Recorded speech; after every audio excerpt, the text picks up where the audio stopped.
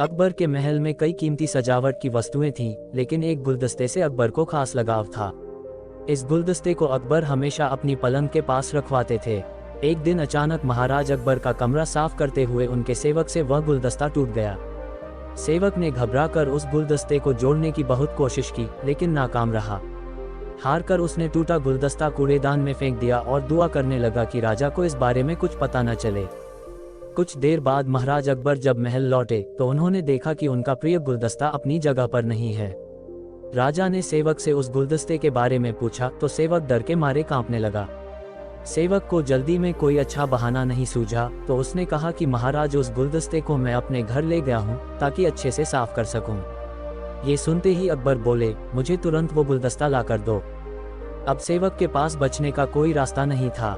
सेवक ने महाराज अकबर को सच बता दिया कि वो गुलदस्ता टूट चुका है। ये सुनकर राजा आग बबूला हो गए। क्रोध में राजा ने उस सेवक को फांसी की सजा सुना दी।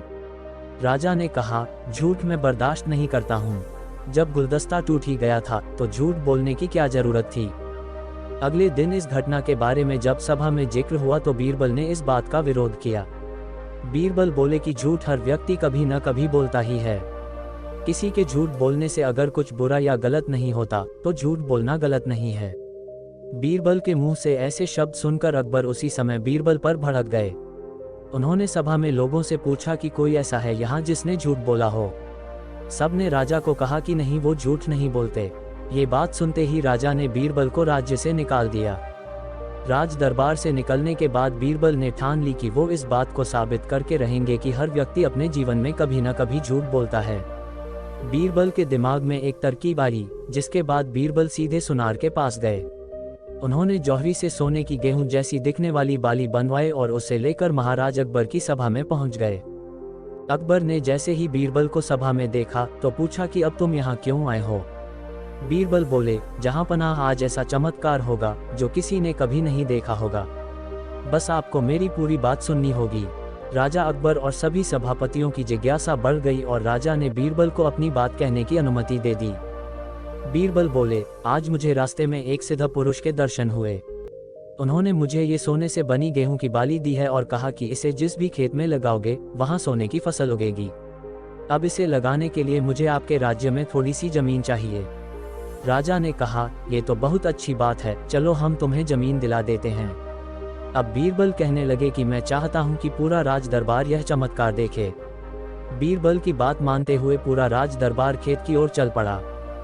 खेत में पहुंचकर बीरबल ने कहा कि इस सोने से बनी गेहूं की बाली से फसल तभी उगेगी जब इसे ऐसा व्यक्ति लगाए जिसने जीवन में कभी झूठ न बोला हो। बीरबल की बात सुनकर सभी राज दरबारी खामोश हो गए और कोई भी गेहूं की बाली लगाने के लिए तैयार नहीं हुआ। राजा अकबर बोले कि क्या राज दरबार में कोई ऐसा व्यक्ति नहीं है जिसने अपने जीवन में कभी झूठ न बोला हो। सभी खामोश थे। बीरबल बोले, जहां पनाह अब आप ही इस बाली को खेत में रोप दीजिए। बीरबल की बात सुनकर महाराज का सिर झुक गया। उन्होंने कहा, बचपन में मैंने भी कई झूठ बोले हैं, तो मैं इसे कैसे लगा सकता हूँ। इतना कहते ही बादशाह अकबर को ये बात समझ आ गई कि बीरबल सही कह रहे थे कि इस दुनिया में कभी न कभी सभी झूठ बोलते हैं। इस बात का एहसास होते ही अकबर उस सेवक की फांसी की सजा को रोक देते हैं। कहानी की सीख, बिना सोचे समझे किसी को बड़ा दंड नहीं देना चाहिए। हर काम को सोच विचार कर ही किया जाना चाहिए। साथ ही एक छोटे से झूठ की वजह से किसी व्यक्ति का आंकलन भी नहीं किया जाना चाहिए, क्योंकि कुछ परिस्थितियां ऐसी होती है कि लोग झूठ बोल देते हैं। कहानी कैसी लगी दोस्तों, कमेंट कर जरूर बताएं और ऐसी ही कहानियां सुनने के लिए हमारे YouTube चैनल को जरूर सब्सक्राइब करें। धन्यवाद।